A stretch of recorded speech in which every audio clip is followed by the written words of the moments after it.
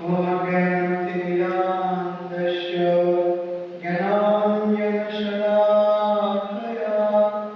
चक्षुर्मिलितं येन तस्मै श्रीगुरवे नमः। पञ्चकल्पतरुश्च कृपासिन्धुभ्येव च पतितानां पावनेभ्यो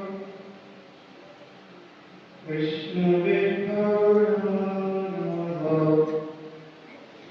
वन्दे श्रीकृष्ण चैतन्य नित्यानन्द प्रभो गौरहरे पुष्पवन्तो चित्रछन्दो भवानिधौ। जय श्रीकृष्ण चैतन्य प्रभु नित्यानन्द श्री अद्वैत गदाधर शिवासादि गौरभक्तवृन्द। हरे कृष्ण कृष्ण कृष्ण हरे हरे हरे राम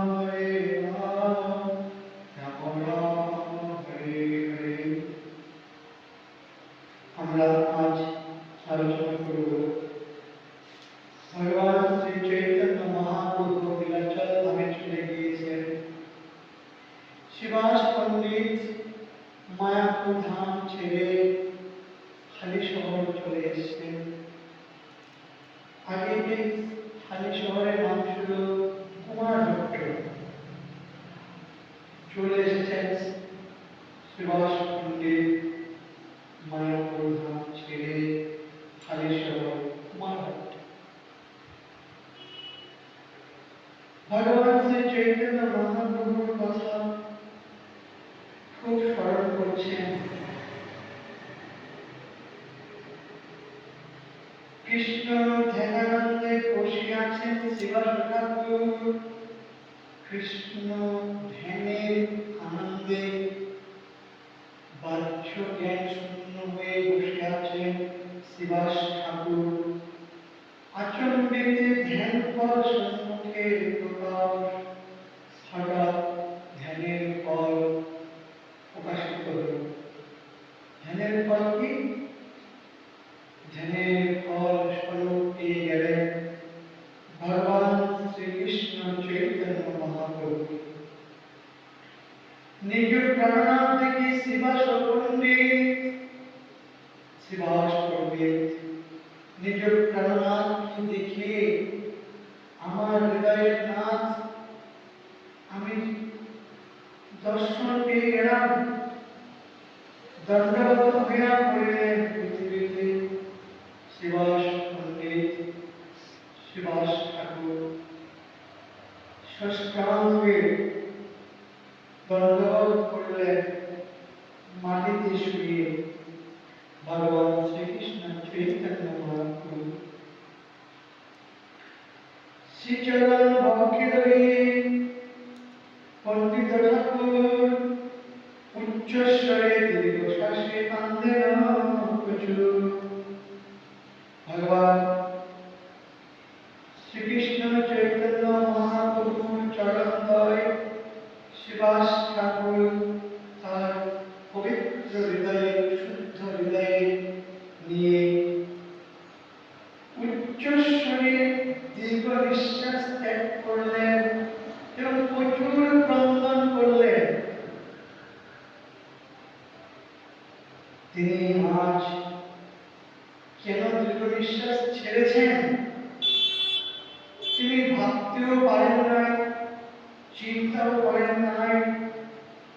তিনি কৃষ্ণ ধ্যান আনন্দে মগ্ন ছিলেন। হঠাৎ আচম্বিতে এসে ভগবান শ্রী চৈতন্য মহাপ্রভু আবির্ভূত হয়ে দর্শন দিলেন।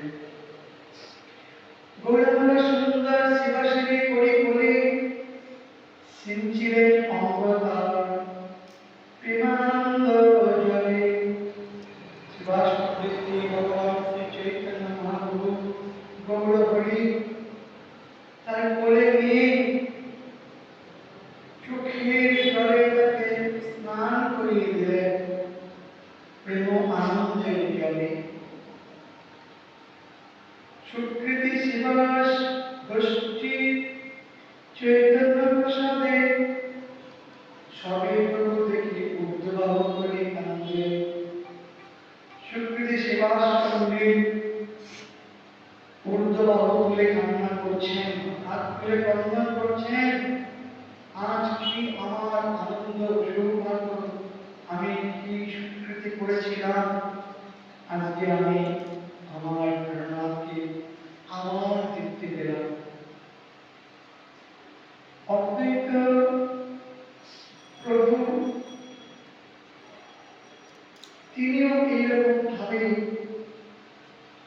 শান্তিপুরে যখন মহাপুরুষ ছিলেন, তিনিও ঠিক তদ্রূপ আর্তনাদ করেছিলেন হারানো প্রাণনাথকে ফিরে পেয়ে, অর্থাৎ ভগবান শ্রীকৃষ্ণ চৈতন্য মহাপ্রভুকে ফিরে পেয়ে।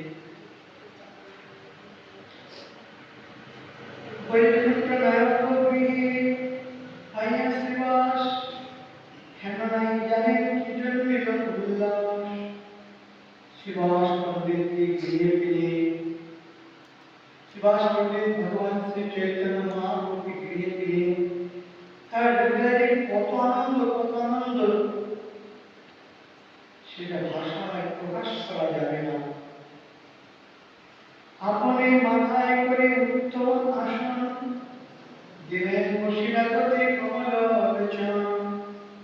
ভগবান শ্রী চৈতন্য মহাপ্রভুকে বসাবার জন্য শ্রীবাস ঠাকুর মাথায় করে বসার আসন নিয়ে আসলেন, বসতে দিলেন সেই আসনের মধ্যে কমল লোচন ভগবান শ্রীকৃষ্ণ চৈতন্য মহাপ্রভুকে।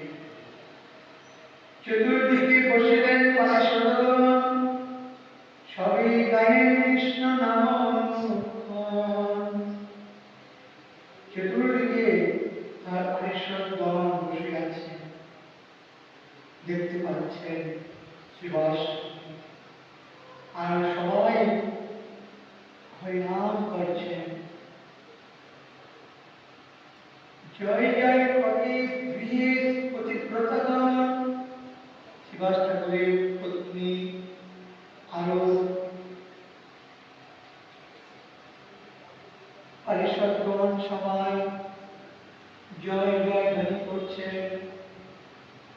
শ্রীবাস ঠাকুরের বিয়োগ হল আনন্দ ভবন। প্রভু আইলেন মাত্র পণ্ডিতের ঘর, বার্তা পাই আইল আচার্য পুরন্দর।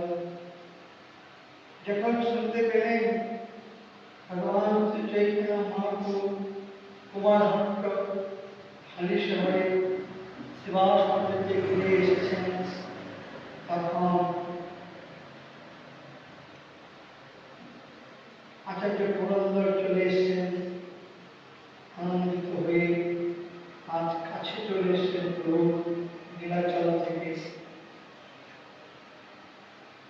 তাহারে দেখিয়া প্রভু পিতা করিবারে বিমর্ষে মত্ততারে করিলেন বলে। পুরন্দর আচার্যকে দেখে মা বলছেন, হে পিতা, পিতা বলে সম্বোধন করলেন মহাপ্রভু। তারপরে আনন্দিত হয়ে মহাপ্রভু পুরন্দর আচার্যকে কোলে তুলে নিলেন।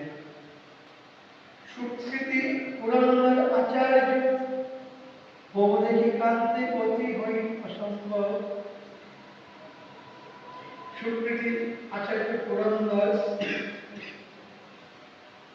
প্রভুকে দেখে ক্রন্দন করলেন। ক্রন্দন আর সম্বরণ করতে পারলেন না। বাসুদেব দত্ত আইলেন সেই ক্ষণে, শিবানন্দ সেন আত্মগণ রসনে। মহাপুরুষ আগমন বার্তা শুনতে পেয়ে কাছাকাছি যারা মহাপুরুষ ভক্তরা ছিল সবাই এসে প্রভুকে দর্শন করছেন, আনন্দে উচ্চস্বরে হরিবল ধ্বনি দিচ্ছেন, আনন্দে ক্রন্দন করছে, আনন্দ। পরম প্রিয় বাসুদেব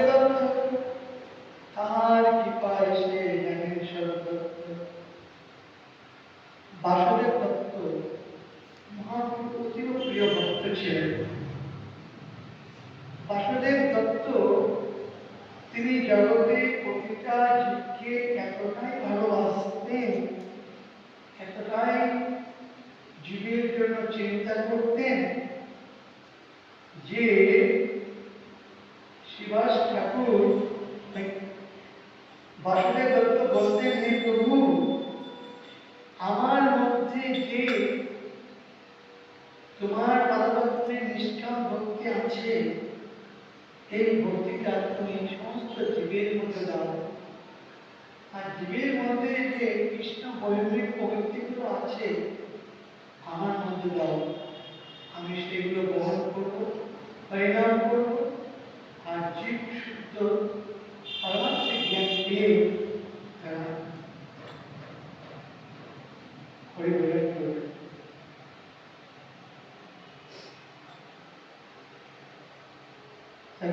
বাসুদেব দত্ত তিনি সমস্ত জীবের মধ্যে গুণ দর্শন করেন। আদর্শ দর্শী বাসুদেব দত্ত, আদর্শ দর্শী।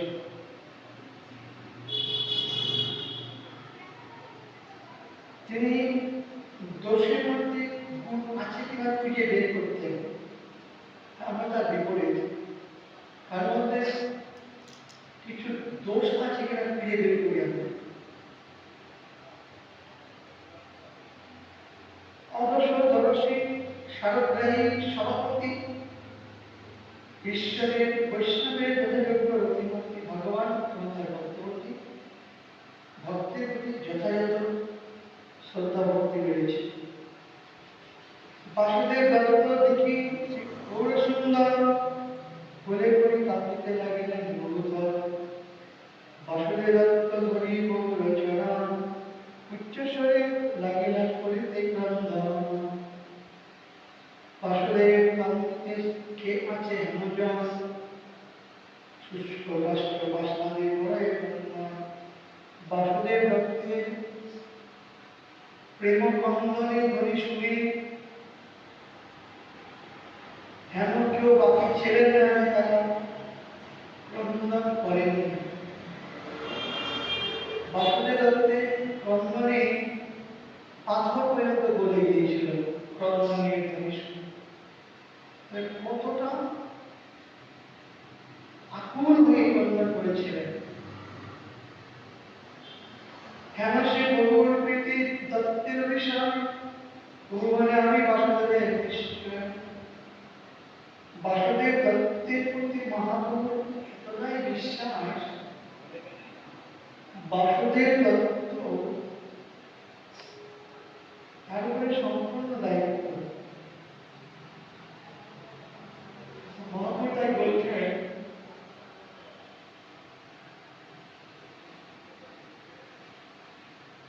বাসুদেব দত্ত, মহাপ্রভু বলছেন বাসুদেব দত্তের দেহ আমার দেহ। বাসুদেব দত্ত আমাকে যেখানে বৃদ্ধি করে আমি সেখানে বিকায়। তাহলে বাসুদেব দত্তকে ভগবান কতটাই ভালোবাসেন যে তিনি আমি কৃষ্ণের নিত্য দাস, আমরা এটা ভুলে গেছি। বাসুদেব দত্ত তিনি বলছেন,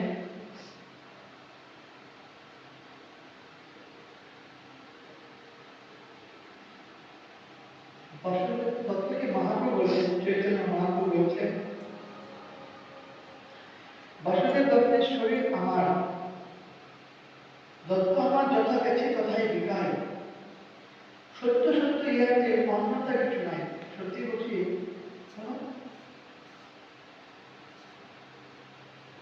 অন্যতা হবে না। বাসুদেব দত্তের বাতাস লাগে যায় গায়ে, কৃষ্ণের রক্ষিবেন সবাই। বাসুদেব দত্তের গায়ে হাওয়া টিপার গায়ে লাগে, তাকে কৃষ্ণ ভগবান রক্ষা করবেন। কত কৃপা করেছে।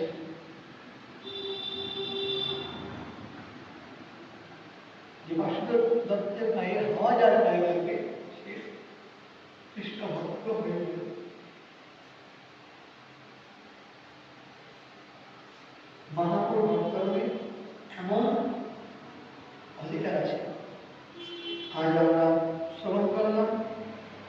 শ্রীবাস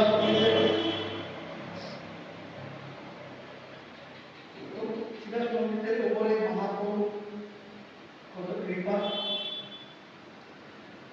আগামী দিন আলোচনা করব আমরা শ্রীবাস মন্দিরের সঙ্গে ভগবান শ্রী চৈতন্য মহাপ্রভু কি কি কথা আলোচনা হয়েছিল। মহাপ্রভু জিজ্ঞাসা করেছিলেন আর শ্রীবাস ঠাকুর তার উত্তরে কি দিয়েছে। আমাদের এখানে আজ বিশ্রাম, আগামী দিন আবার এর পরের অংশ শ্রবণ করব। আজকে আলোচ্য বিষয় শ্রীবাস মন্দির হালি শহর, আগে নাম ছিল উমানন্দ। তার বাড়িতে বসে কৃষ্ণের ধ্যান করছেন, মহাপ্রভু হঠাৎ আবির্ভূত হয়ে গেছে। ভগবান ভক্তের